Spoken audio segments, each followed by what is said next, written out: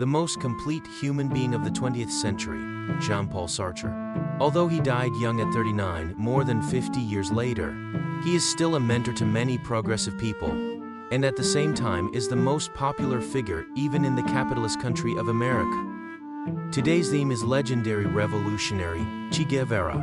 Che Guevara is one of the most important revolutionaries of the mid-20th century, and a Marxist thinker, doctor, and military leader. His real name is Ernesto Guevara, but to the public, he gave his name Che Guevara. It's widely known. Che means Spanish for hey. It is said that Guevara changed his name by himself as he entered the revolution. Che Guevara was born on June 14, 1928, to a bourgeois family that inherited the aristocratic lineage of Rosario, Argentina. His father was the director of a large hospital and had an economically prosperous childhood. Under the influence of parents who are neutral liberals, they have progressive thinking and social responsibility. Che Guevara has struggled with asthma since childhood, but this has given him a strong will and a sense of independence. He was very good academically and interested in many aspects. In particular, he had a deep understanding of literature, philosophy, and politics. In the early 1950s, Guevara studied medicine at the University of Buenos Aires. At the age of 25, he earned a Doctor of Medicine degree. In 1951, he and his friend Alberto Granado traveled to South America by motorbike, witnessing social inequality, poverty, and the exploitation of labor by imperialism in each country.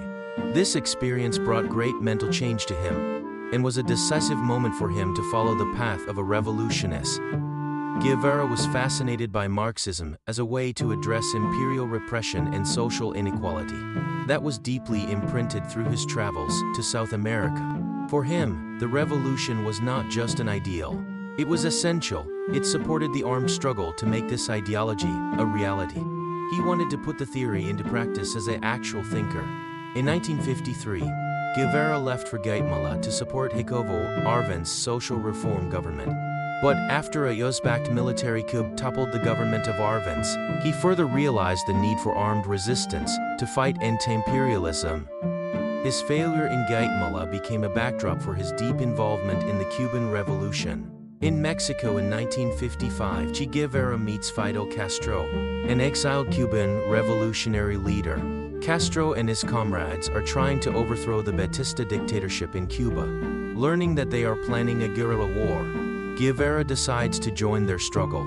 He has been nicknamed Che since then. In 1956, Guevara landed in Cuba with 82 revolutionary soldiers aboard the Granma. But his initial attempt failed.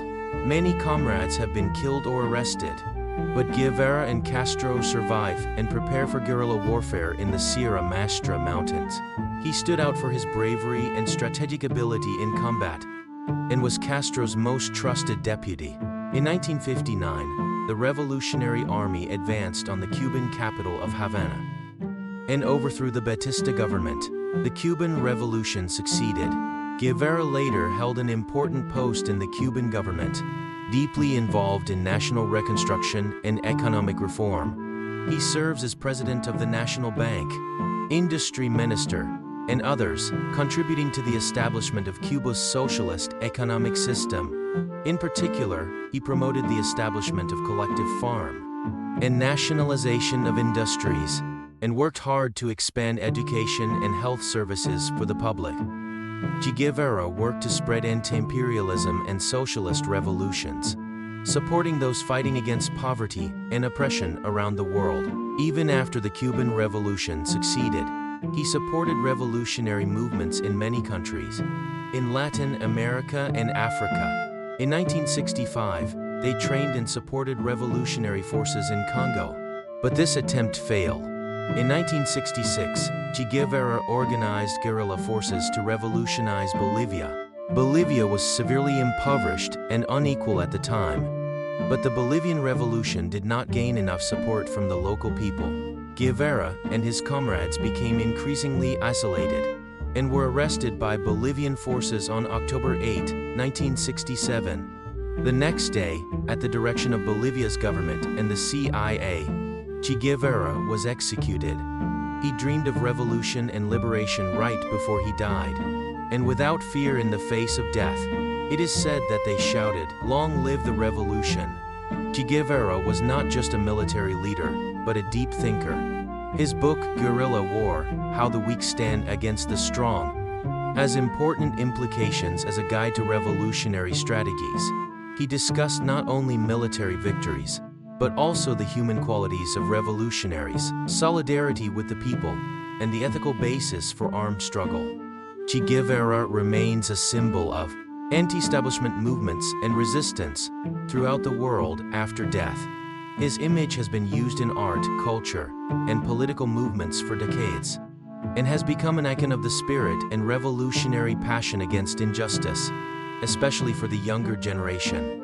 Che Guevara, who abandoned his status as a doctor to change the miserable reality of 20th century South America, and threw his whole body at the top of Cuba, and only for his beliefs. He is remembered worldwide as an iconic figure who fought against inequality and oppression.